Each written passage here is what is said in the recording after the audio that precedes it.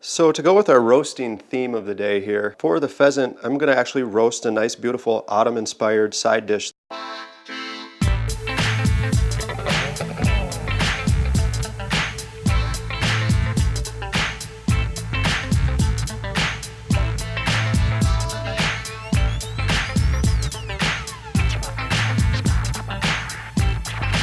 I have a butternut squash here. What I like to do is just cut the top off, and then right where the bottom of the gourd part meets the shaft, I cut right there. And you know, you can do whatever you want with the scraps. You can make a stock, you can peel them and use them as like a mash or even a stuffing.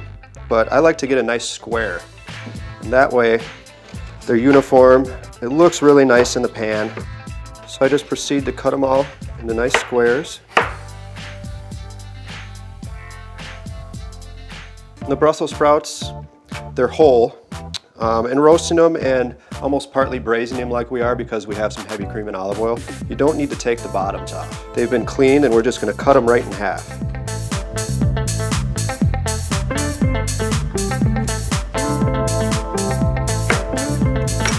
Alright, the Brussels sprouts are cut. Next is a half of a yellow onion, about the same size as the butternut squash.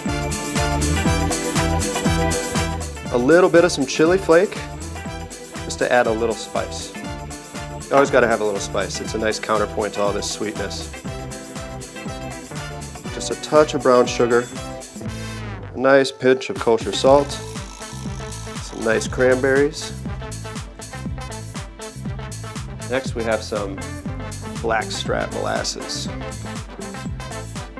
Add a little bitter tone to it and also help counter that sweetness. The pure maple syrup I was talking about.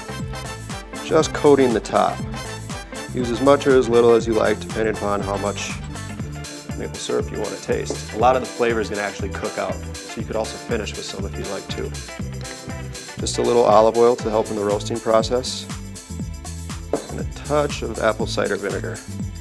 I just like to put my finger right on the top. Just kind of spray it out. That way you don't end up pouring way too much out and ruining your whole dish, which has happened to me before. That's how I learned how to do that. Then the heavy cream.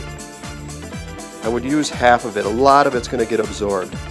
And just re-season a little bit with some more salt. And this can go right in the oven at 375 with the pheasant as well.